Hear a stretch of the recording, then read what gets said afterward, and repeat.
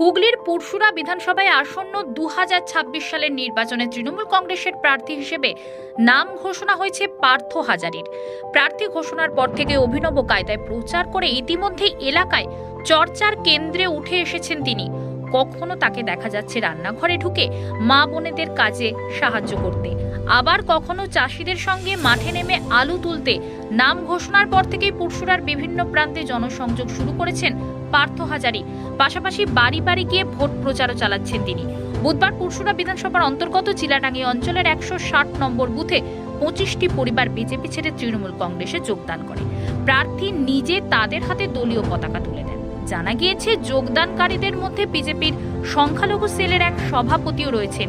এই দিনের যোগদান প্রসঙ্গে প্রার্থী পার্থ হাজারী জানান, মুখ্যমন্ত্রী মমতা বন্দ্যোপাধ্যায়ের উন্নয়নমূলক কাজ এবং ভূমিপুত্রের প্রতি আস্থা রেখে মানুষ তৃণমূল কংগ্রেসে যোগ দিচ্ছেন। নির্বাচনের আগে পুরসুরার বিজেপিতে ভাঙন স্পষ্ট বলেই দাবি তার, যদিও এই দাবি মানতে নারাজ পুরসুরার বিজেপি প্রার্থী বিমান ঘোষ।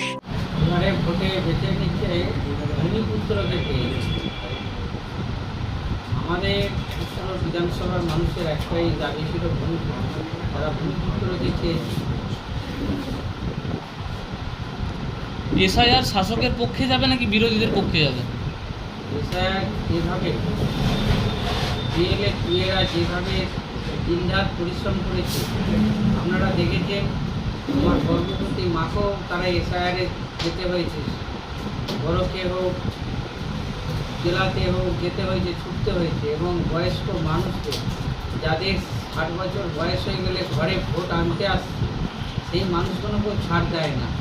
পুরো 85 বছর, 75 বছর, 86 বছর মানুষকে লাইনে দাঁড়িয়ে তাকে এসআইআরের কাগজপত্র ঠিক করে আসতে হয়েছে।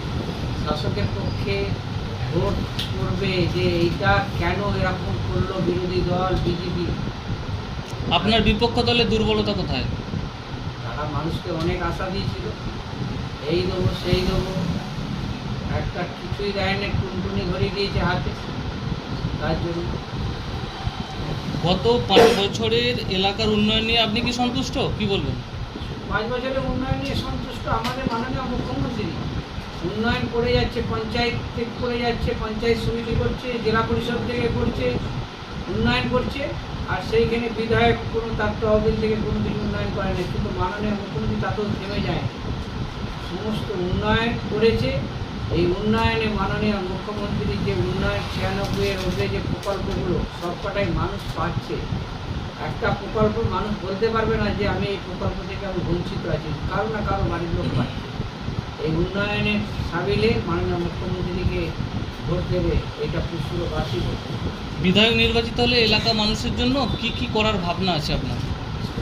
বিধায়ক নির্বাচিত হলে কিছু স্কুল আছে, যেমন ICDS স্কুলগুলো, এটা কেন্দ্র সরকার দেখা উচিত, কিন্তু কেন্দ্র সরকার কিছুই দেখে না। যা দেখছে রাজ্য সরকার দেখছে। এই ICDS স্কুলগুলোকে আমরা ঠিক করে মেরামতি আরও করে দেবো। আমার পাড়া আমার সমাধানে হয়েছে, তারপরও বিধায়ক আমরা এগুলো করব। রাস্তাঘাট আরও উন্নতি হবে এবং যে সমস্ত বালিপুর এবং 17 সালে যে সমস্ত ব্রিজগুলো আছে, বাঁশের ব্রিজ, সেইগুলোকে আমরা ব্রিজগুলো যাতে ঢালাই ব্রিজ দিয়ে হয় সেটা আমরা ব্যবস্থা করব।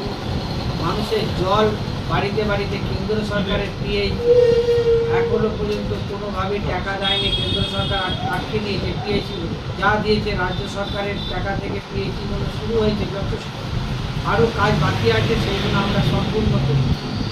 স্বাস্থ্যর দিকটা আরও নজর দেবো। মাননীয় মুখ্যমন্ত্রী স্বাস্থ্যকে নজর দিয়েছে, স্বাস্থ্যসাথী কার্ড করেছে, মানুষ পরিষেবা পাচ্ছে। আরও যাতে স্বাস্থ্য আরও উন্নতি হয় সেটা আমরা তাহলে এখানে আর প্রচার করতে আসতে হবে তো, এখানে এরাই প্রচার করবে, প্রচার করেই যাবে। সব জোড়া ফুলে সব ভোট দিতে হবে। লক্ষ্মীর ভান্ডার, খাদ্যসাথী, স্বাস্থ্যসাথী সব বহাল রাখতে হবে। ঠিক আছে, মমতা বন্দ্যোপাধ্যায়ের হাতকে শক্ত করতে হবে। হাতের উপর জোড়া ফুলে ভোট দিয়ে তাকে বিপুল ভোটে জয়যুক্ত করুন। অন্য জায়গা থেকে করতে হবে, এখানে হবে না।